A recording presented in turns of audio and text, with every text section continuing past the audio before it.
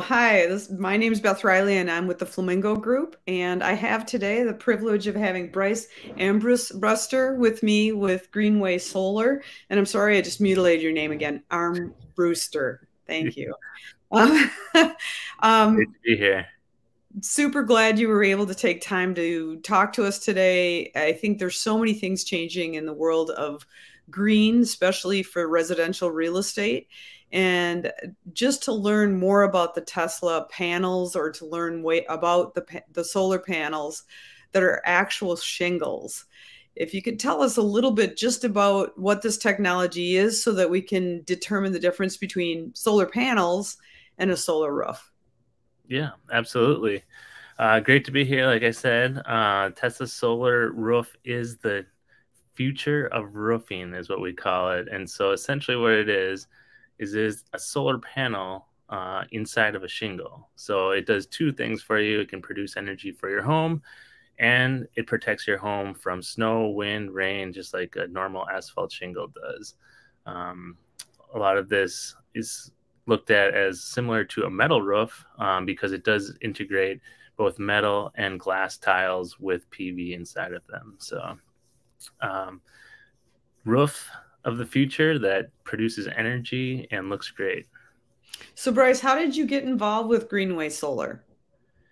Yeah, so I've been interested in solar myself for many years now. I came from a background of retail and working with the retail department. I always liked solar myself.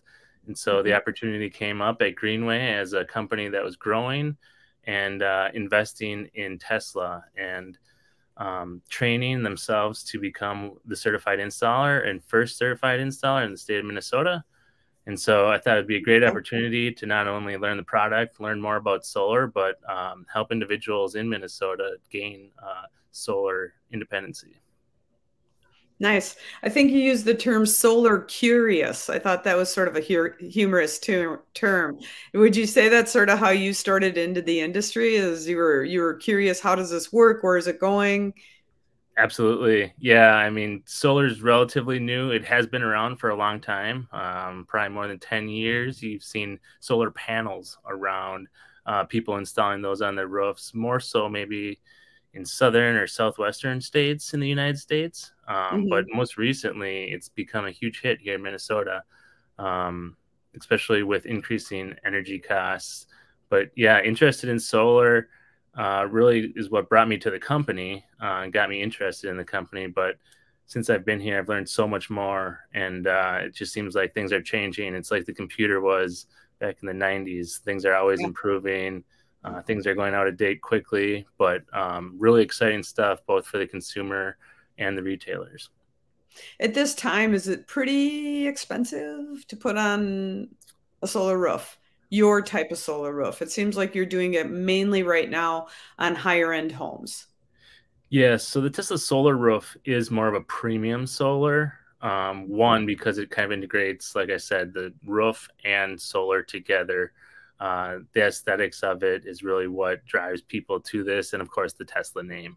Um, Yeah, that's a big deal. the one thing that I will call out though right now is a tax incentive.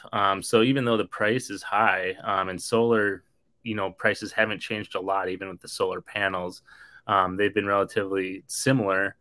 But there's a lot more name brands out there. So the product itself is actually getting better. Like I said, it's improving, seems daily these days. Um, but the premium products that are out there are really great. The Tesla Hmm. Solar Roof is very similar to a solar panel as Hmm. far as premium, as far as efficiencies and production go with solar. It just comes with that Tesla name essentially, and it looks good and it protects your home, like I said. So the longevity of this roof is 50 plus years. And so if you think about your asphalt shingles, they can be anywhere from 50 to 30 or 15 to Hmm. 30, excuse me. Hmm. So having a roof Yeah, I'd that, say an asphalt shingle roof, pretty much 20 years. Let's start really looking at another roof. right, yep, and that's the one thing with solar panels is if you do put an asphalt shingle roof down or you have that, essentially you may have to remove that and replace it once throughout its lifetime because solar panels typically last 20 to 25 years, and that's what most companies warranty these days. And Tesla, like any other solar provider, does warranty for 25 years on the production itself. Okay. And that's on the panels, is that correct? And then on the roof, it's longer? Correct. Well, so the warranty is 25 years across the entire roof, Okay. but primarily on the production of the roof. The roof itself is estimated to last anywhere from 50 to 80 years. It's made of terracotta glass, similar to a clay tile. Mm-hmm. Nice. They're really a beautiful roof. I mean, I've only seen a handful of them because like you said, they're just starting to come into Minnesota, and I think they're truly beautiful, almost like mirrors. The difference between the asphalt and then you put the Tesla next to it, the Tesla shingle, and it's very shiny. You just said it's really durable. One of the classic reasons for usually you replace an asphalt shingle roof is because of hail damage. This is a pretty strong substance material. And how is that playing out with snow, hail? I mean, we're in a very extreme climate. We got to talk about it just like it is, right? Yeah, absolutely. And I mean, there are a lot of skeptics out there as far as the Tesla solar roof in Minnesota. And so the slide we were just looking at there of the roofs that we've actually done. So I think there's 3 there that we've done, and we've actually completed almost 20 Tesla solar roofs here. And we've been installing them for about 2 years now. And so these roofs do hold up. So we've seen them last 2 winters now without any issue. And I will say that it's held up through hailstorms, rain, wind. We've had strong winds, rain, hail, and then, of course, ice dams. And that's a huge thing here in Minnesota. Right. A lot of people Especially think this about year. that. Yeah. And especially this year when we're getting more snow than we typically do. But this roof actually protects, and that's one thing that I speak to a lot is that these roofs, they sit about an inch off of the actual sheeting or the underlayment that is waterproof, fully waterproof. And by doing that, it lets some airflow underneath, which actually reduces the amount of ice dams and causes snow to slide off sooner than it would an asphalt shingle, sooner than it would actually slide off a solar panel as well. So as far as production goes, if the sun comes out and it warms up in the winter, you can actually produce more with these in the winter than you can solar panels. Nice. In installing or putting these on, okay, well then I guess we could talk about this, just how the actual technology works. So I guess left to right is how you could probably explain it to us better. Yeah, absolutely. So this is just an example of what are the components in a solar roof. And so the solar, as you can see on the left side, pictured here are solar panels, but essentially that's the same thing as the solar shingles that are on your roof. And so from there, there's wires that go to from those solar shingles to a solar inverter. That inverter essentially changes the DC power to AC power, which then goes into your panel and you can use within your home. Okay. Those additional pieces there are actually for if you were to have a battery, and the battery being similar to generators that most people put in, protects you when the power goes out. And then, of course, the meters. So the meter's a big thing here because, and we'll talk about this a little bit in the future, in a couple slides here, but essentially the meter helps you either make money from your electricity provider or tells you if you've produced more than you've consumed and what goes back to the grid. So that's the one that says push the rest of the power out to the grid or pull the power in. Correct. Keep it here. Okay. Yep. And if you kept it in, it would go to the power wall. Is that where it would be stored? Well, that's actually an option that you have. So if you were to purchase a power wall or any type of battery for your home, like I said, it's like a generator. So the grid can power that and actually make power for you to hold there in case of a power outage. If the power were to go out in this scenario where we have all of this equipment, your gateway would then essentially tell the solar panels to produce energy for your battery or your power wall. And from there, your house would use that power wall for energy. Um, let's say, for instance, you don't have a power wall, but you do have a gateway. So the power goes out and the gateway says use the solar to power your home. You can then do that with the solar energy. Okay. So if it went out, for example, we have a snowstorm today. If it went out, how fast would it be? Like with a generator, it can take sometimes a minute or two before a generator pops in, like all of a sudden will take over. And sometimes it's seamless. It all depends on how it's set up. How quick is it from saying we're going to use our backup generator or we're going to use a power wall from actual shutdown, power outage? It's actually less than a second. And Okay. so if your power were to go out, your power wall would kick on instantaneously, and you may see a flicker, but typically you don't even see a flicker of the lights. It would just keep running as if the power were still on. Wow. That's fast. Yeah, it's a great technology and a great package, especially for those who want to be power independent, like I said, and have that backup just in case they don't have the grid there. Okay. That was a good explanation. Thank you. These power panels are usually shown, from my understanding and what I've seen, is they're in the garage. There's something else. Do they have to be controlled at all as far as temperature control? Is there anything that you need to do that would, like, does it need to be in a heated garage or an insulated garage, or maybe the basement's a better place?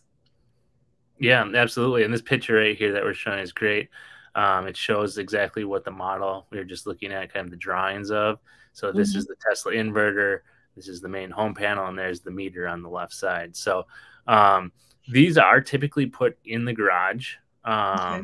The gateway is technically rated to go outside. We recommend that you don't put it in the sun, but it can go outside. Everything else should be at 0 or above. So in Okay. Minnesota, we recommend you put them in a heated garage or a utility room. Okay. And that's just mostly so the battery doesn't freeze. It doesn't drain quicker. As everyone knows, batteries typically drain a little bit quicker when they're cold, and the power gets utilized quicker. So, Okay. yep, we recommend inside the garage. Typically heat them to at least 0 to 30 degrees to Mhm. maintain and keep your battery in the best condition along with the inverters running.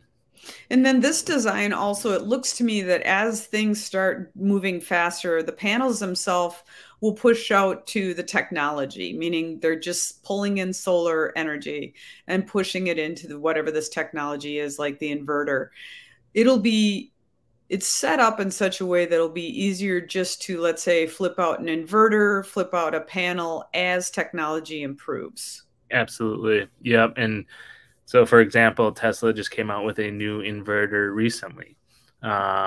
If someone were to say, hey, I'm having an issue with my inverter, or I'd like to upgrade my inverter, it's very easy to do. We can come in and swap that out in a matter of hours. And so the change there is very easy. Even the change on the shingles is very easy. You can pop a shingle off. And so this kind of goes back to why people would like them. One, they have a safety rating of level 3 for insurance purposes. And if, say, one breaks, we can come out and replace that one shingle versus your entire roof. Interesting. So it's almost like Legos. You can pop it in and out. Yep, Okay. exactly. Nice. Very well designed. So when you power your home, how much can we depend on the solar shield, the solar panels right now? Oh, sorry, we're at the app. I just was wondering, is there any kind of backup systems that we should have with the solar? Like with the solar panel and everything. Would Yeah, it- so that's a really good question. So the way we design most Tesla solar roofs is to produce as much offset as possible for the homeowner. So a lot of the times we ask them for their utility bill, and we can place as much solar as possible on your roof. However, a south-facing roof is going to produce a lot more power Yeah. than a north-facing roof. we can put tiles on your north facing roof, but usually the payback and the ROI just it doesn't make sense to actually put that on the north side of your roof. However, there are folks that want as much offset as possible, but there are also folks who just want to get some offset. So 50% offset might be the best for you if you just want to reduce your electricity bill and make sure that it doesn't go up in the future. So the sizes really vary. We put anything from a 7 kilowatt system to 40 kilowatt system on a home. Okay, that's good to know. Plus, it's also if there's any obstructions, you just talked about a minute ago, is like the pitch, obstructions, and something else, like southern facing, obviously. Yeah, and so the pitch, obstructions, and how many mounting planes are really what we look at when we come out to your home to decide, which. So, for example, the picture that we're showing here now is the obstructions. If there's a lot of obstructions, you can't put as much solar on your roof. If there's a steeper pitch, any pitch from 812 to 1212, which is the typical house here in Minnesota, is good for solar, especially Tesla solar roof. But the more mounting planes you have, it takes away from that space, just like obstructions. So we have to see how much solar you can put on your roof, but then the more of these, the more difficult it is to install. There's more pieces, more cutting, because we have to do metal pieces in each of the hips, valleys, ridges, rakes, things like that. And so we really look at all of these roofing complexities when pricing it out and making sure it makes sense for the homeowner. Good. Yeah, I think that answers it pretty well. The next thing is that it does go into, so we get it all set up. It's all in. We have the inverters in. We have everything, the power wall, and then it all flows into an app. Yes, and that app is what everybody loves because they get to see, one, what kind of production is happening on the roof. If they have a battery, it shows how much power is coming from the battery if the roof can't power the entire home. Okay. And it shows if they're ready for an outage, how much power is in their battery. So essentially just kind of gives you a holistic picture. It's very simple.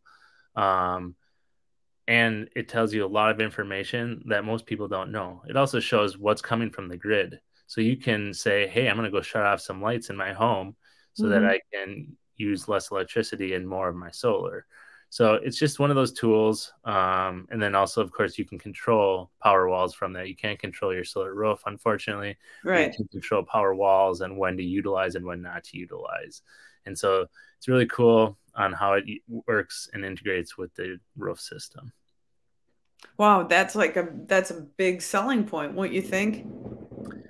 It is, yeah. I mean, some people, it really depends on each person's motive. Some people want to just be very sustainable and help with some of our raising energy costs and for the country and going green. And then others want to, be as nitty gritty as possible with their finances and want to see how much they can save with their electricity bill. And so it really works for either person. And so I think the app is definitely for those folks who are interested in how much they're producing versus consuming. Well, if I would have gotten a roof like this, I definitely would have been. I mean, that's why there's a certain amount of geekiness that you would enjoy from this process. I mean, it's rare, it's unique, it's novel. That'd be fun. That's right. Yeah, no, I think the technology is kind of proving itself, not only with the app, but the roof.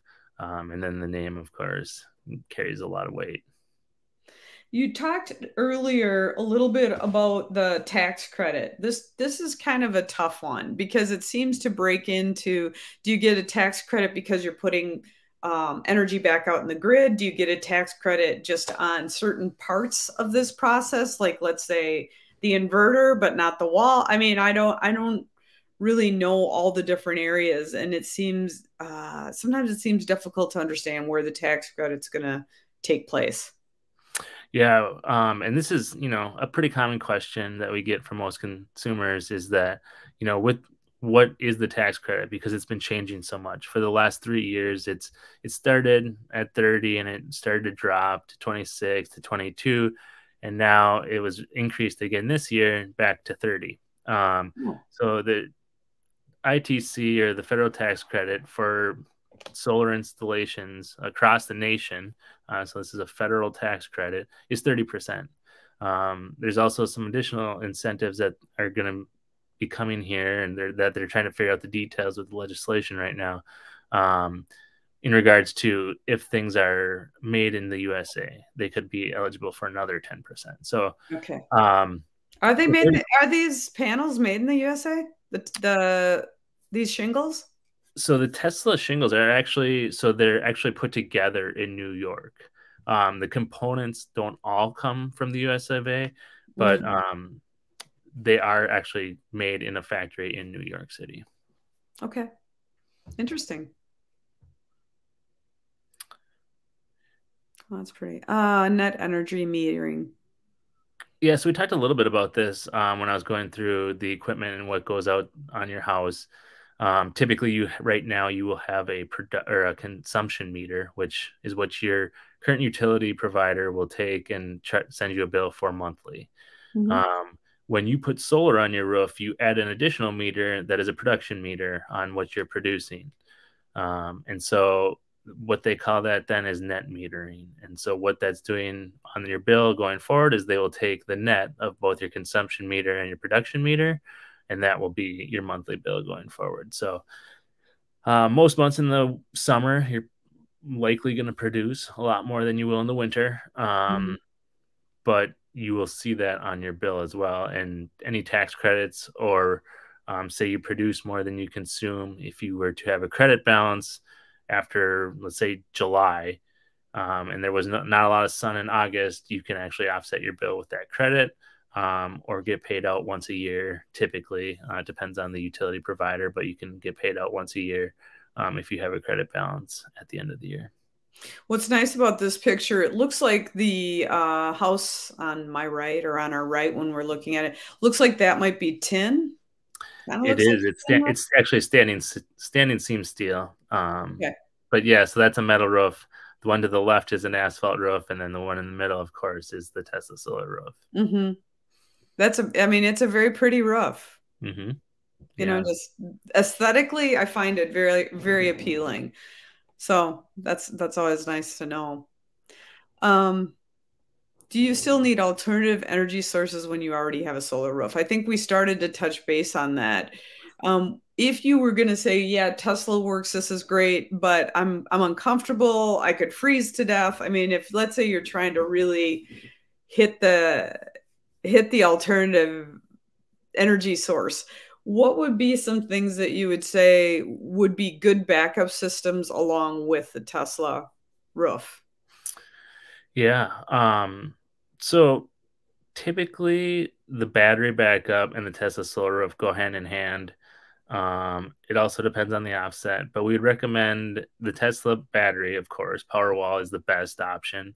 You can have a generator. They do have that option to have a generator at your home for backup.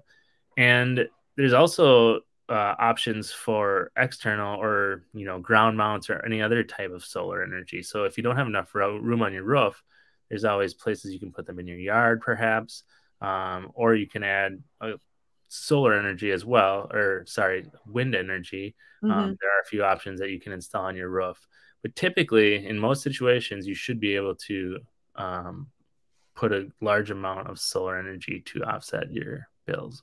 Okay.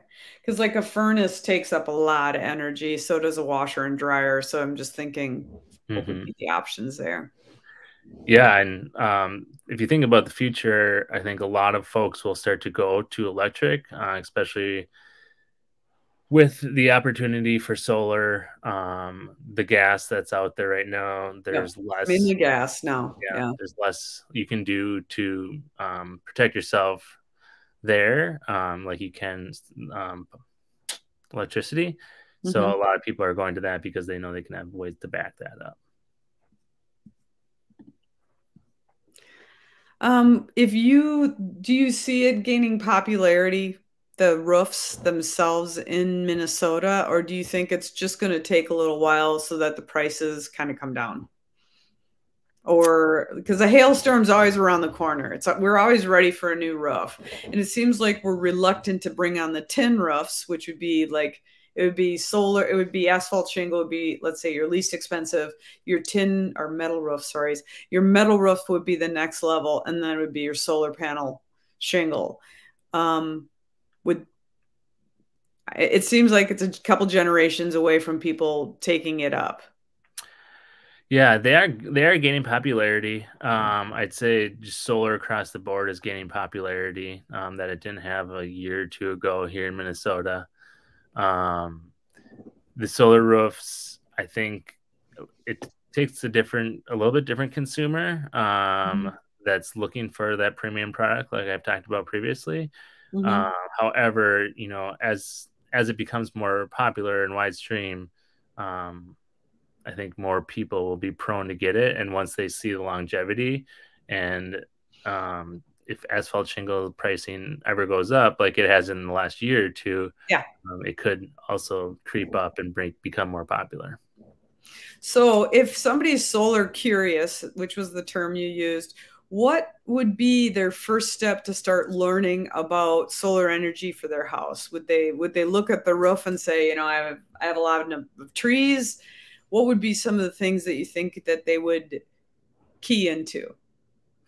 Yeah, so I'd say there's a couple of things that we look at. So one, I'd recommend reach out to us because we have a system that we can look at your roof on. Greenway Solar in Minnesota. Determine, what your solar opportunities are. However, it's very easy to just go outside, take a look around, look at your trees. Is there trees that are shading your house more than 50% of the day? If so, you're likely not the best candidate for solar. Okay.